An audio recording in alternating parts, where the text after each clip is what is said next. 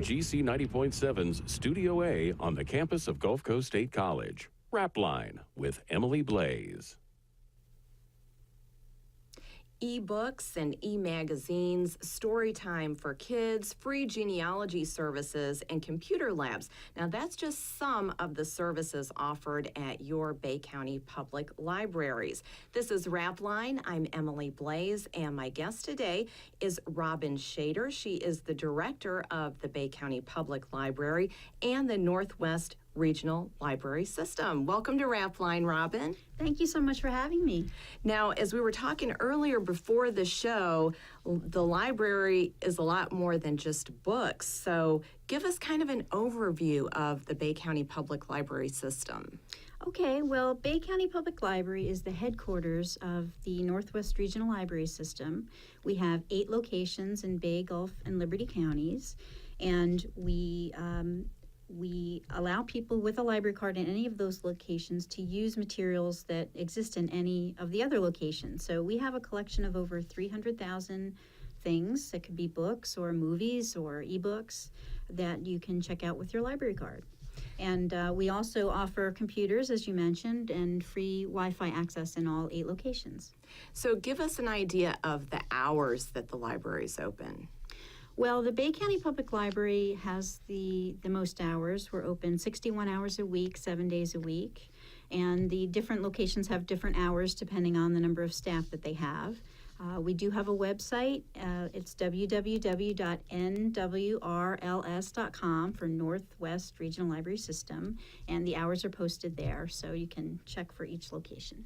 Robin, about how many people roughly are visiting the library each month? Well, we have an average of 44,000 visits per month, and that's all 8 locations included. In January, we had 45,000 visits system-wide, and the headquarters, Bay County Public Library, had 26,000 visits. So we are staying busy in our libraries. Now, is there a particular season or month that seems to be busiest?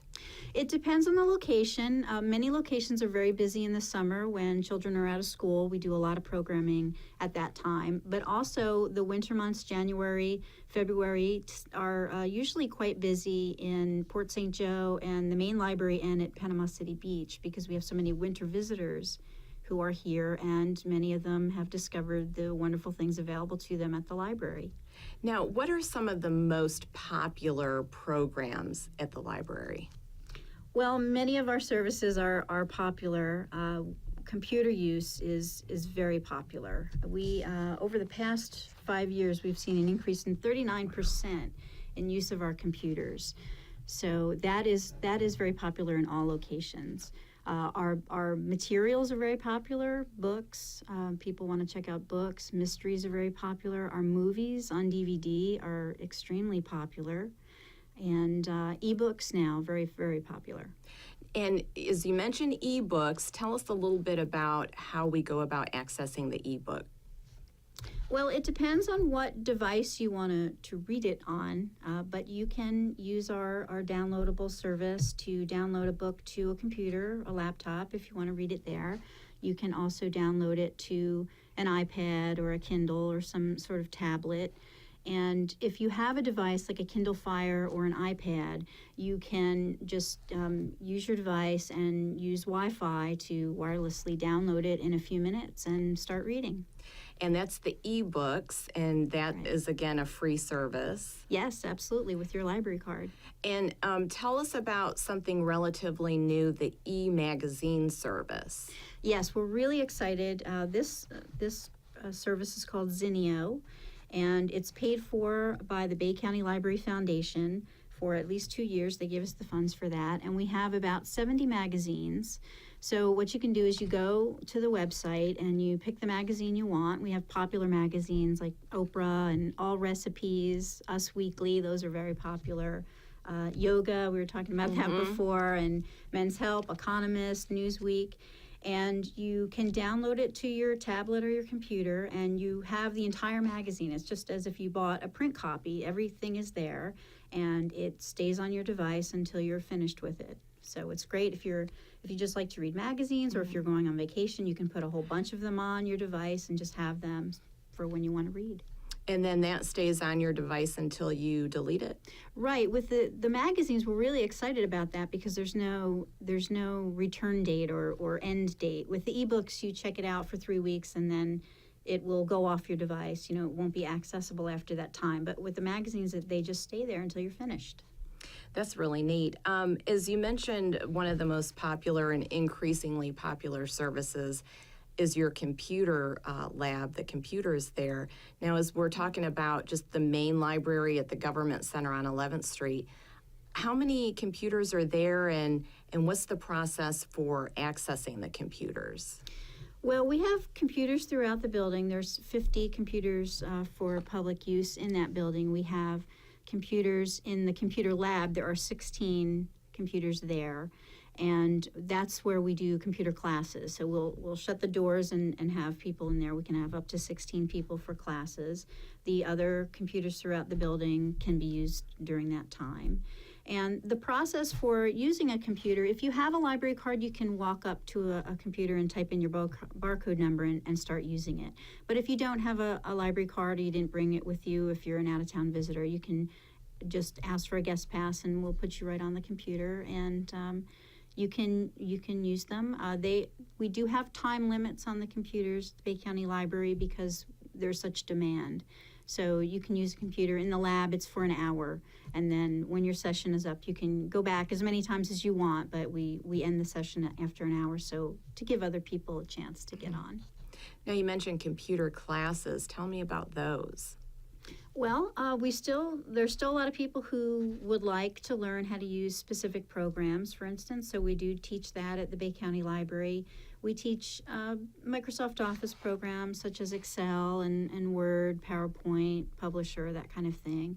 And we also teach classes like Facebook. We have a Pinterest class coming up. So whatever people are interested in and want to learn more about, we'll teach a class.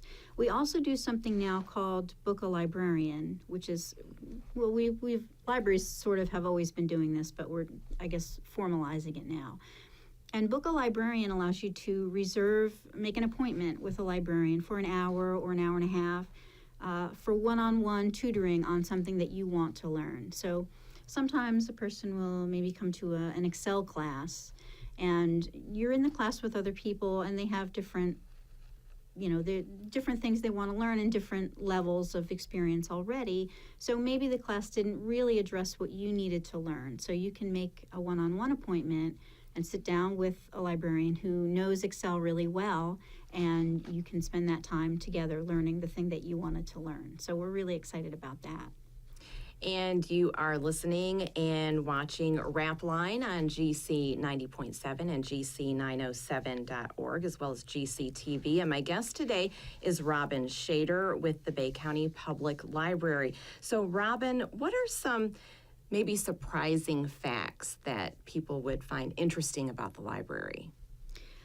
Well, I think for some people, one of the most surprising things is that in the age of the internet and Google and Amazon, that libraries are thriving. That this surprises people, but libraries are thriving across the country and specifically here in the Northwest Regional Library System. Over the past 5 years, visits to our libraries have increased by 12%. The number of items being borrowed has increased by 13%. And as I mentioned earlier, computer use has increased 39%. So sometimes we hear people saying, why do we even need libraries? Everything is available online. But with the amount of information that's available online, a lot of people still don't have computers or internet access in the home. But also there's so much information, I think it's overwhelming. And to have a place where you can go where the information is accessible to you and you have professional staff who can help you sort of sift through it and learn what is accurate information is something that is never going to go away.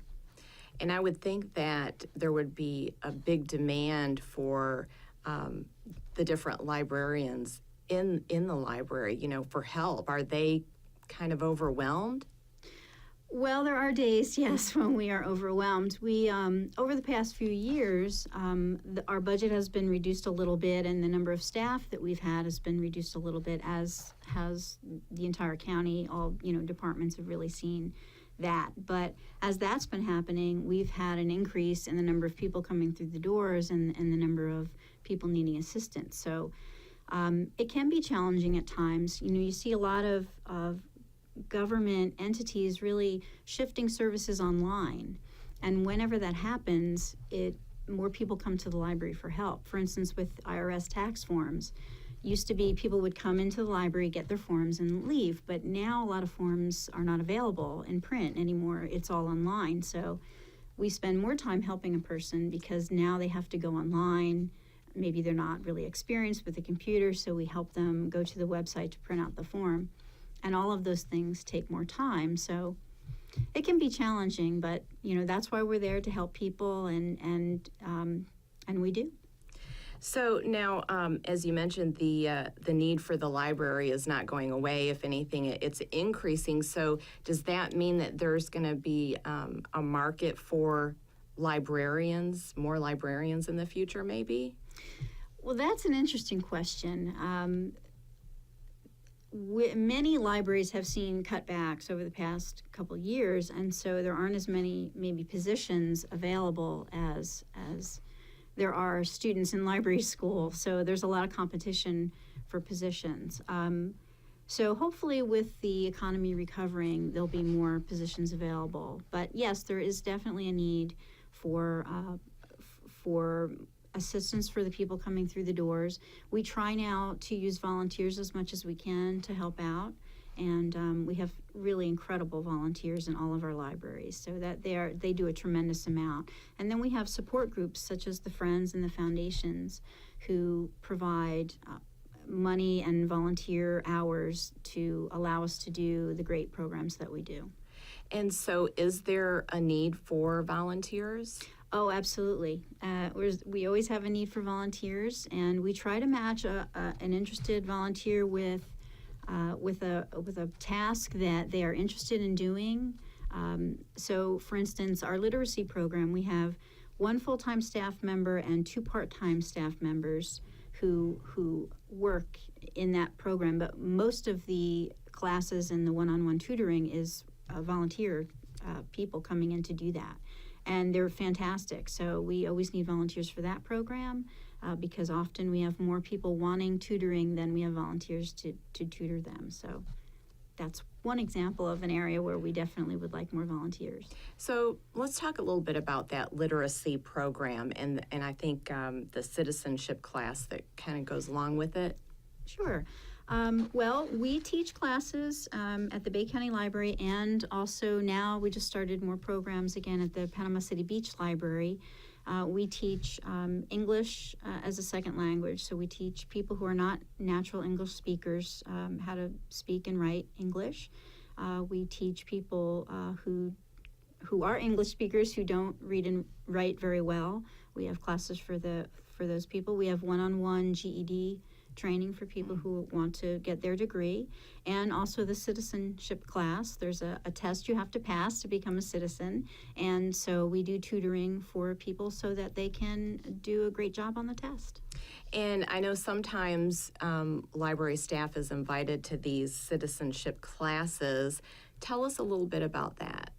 Right. They when we have a student who takes the class who passes the test, and then they become citizens, there's the naturalization ceremony, and it can be in different places. Sometimes it's in Panama City at the City Hall, and so the staff like to go to that class, and it's really great. If anybody ever has an opportunity to go to one of those, it's really exciting.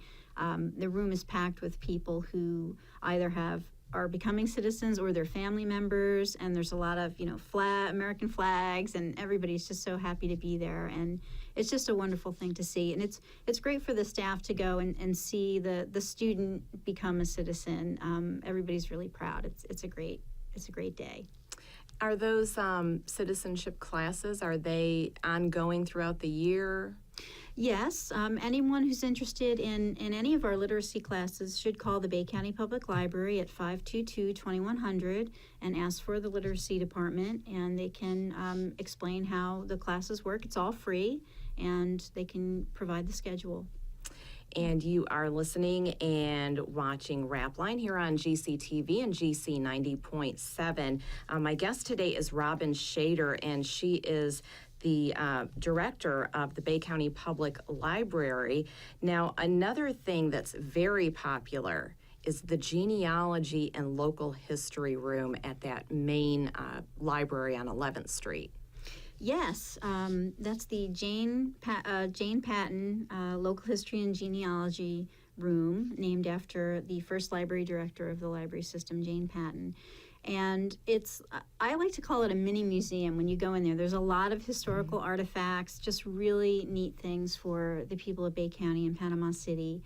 And that department, a lot of people don't even realize it's there. You have to go to the Adult Services Department, and it's kind of in the corner. But once you get in there, it's really fantastic. And if you're interested at all in the history of Bay County, or doing research on your family history and your families from the area, that's a place you absolutely have to go.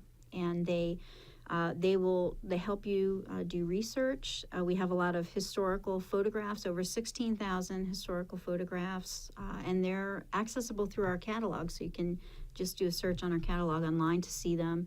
We also can print them out for you for a small fee. We can print a high resolution photograph, so that's kind of neat too. And the staff will help you research your history and show you the resources that we have. And one of the resources is the Ancestry.com. Yes, and people may have seen commercials on TV with, click on the little leaf and you see your family history. And so it can be expensive to subscribe on your own, but if you come into the Bay County Library, you can access Ancestry.com for free. And also the library in Port St. Joe also has a local history room, and they also have access to Ancestry.com. So that's a great thing to know, that you can access that for free at those two locations. Some of the photos that you shared with us of the children, you have a lot of programs for the youth in our area. So give us an idea of some of those programs for kids. Sure. Well, of course, reading is really important. And so we start very early with programs for youth. We have a Book Babies program. It's not unusual to have 50 or 80 or even more people in a baby story time program at the Bay County Library. And so it's really popular. And we have all kinds of events for youth. Recently, we had the absolute pleasure of having Kwame Alexander, who recently won the Newbery Medal, which is like the Oscar for Best Picture in children's books. I mean, this is a huge deal. And it just so happened, coincidentally, we had him at the Bay County Library the week after he won this award.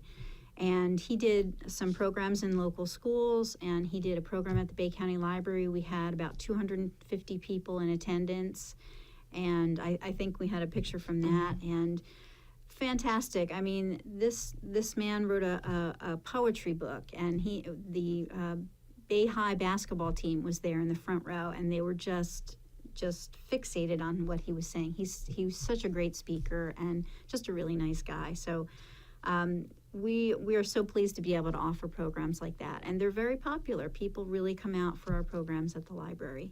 And I know that you have a lot of authors coming and doing various things at the library. We do. Throughout the year, we have a lot of author visits, as you said. We also do live music performances. Recently, we had Peter Fletcher, a classical guitarist, who did a program at the main library and a program in Port St. Joe. We had about 140 people for both of those programs. They're really popular. The author visits usually bring people out for sure. And then the Bay County Library Foundation does Books Alive every year, so we have a lot of authors coming to town associated with that program as well. And coming up here shortly, you have Library Week. So tell us what that's all about.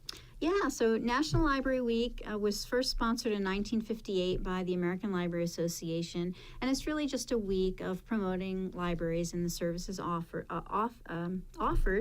And we do have some special programs that we're doing that week. We have a jazz concert at the Bay County Library featuring Grammy Award-winning bassist Steve Gilmore, who I believe is semi-retired and living in this area. So it's great that we really have such talented people in the area. So we like to have them come and do programs for us. And that's a program sponsored by the Friends of the Bay County Public Library. So there'll be refreshments there for that. And then we have a program, Genealogy After Hours. So this is a program that our genealogy department does a couple times during the year, and people can come after the library is closed and do research and have the staff there to give them really a lot of attention. And we also have some volunteers from the Historical Society and Genealogical Society who come and help out too, so people can do their research. So those are a couple programs that we're going to do during National Library Week. And as you mentioned, we do have so many talented people in our area, and especially at the main campus on 11th Street, there's always beautiful artwork featured in your lobby. Yes, we try to have an exhibit up all the time in the library there, and we have mostly it's local artists, as you said. Right now we have Angela Frank's art. She actually is a staff member at the Bay County Library, so we're really thrilled to have her exhibit up. And we often have artwork from Panama City artists and other local groups. And you're right. I mean, it's really great. I'm amazed at the talent that we have in this area. It's really fantastic. So, with all that being said, we touched on so many things. But are there other thoughts that you want to get out to listeners today about the Bay County Public Library system? Yes. We do offer a lot of programs and services, so I would encourage people to go to our website, www.nwrls.com, and one of the things we have on our website is an events calendar. So the programs that we offer in all 8 locations are listed there, so people can always go there to see what computer classes we have, what live music or other programs we have, the children's programming. All of that will be there, so please check it out. All right, Robin, thanks so much for coming on RAPLINE and sharing all this info with us. Thank you so much for having me. Okay, and that is a wrap for this edition of RAPLINE. Again, thanks to Robin Shader for joining us. A reminder, if you are thinking of adding a pet to your family, consider the adoption option. You can check out one of the many local animal rescue groups in our area, or check out our Pet of the Week from the Bay County Animal Shelter on our Facebook page. And thanks again for listening and watching RAPLINE. I'm Emily Blaze. Have a great day.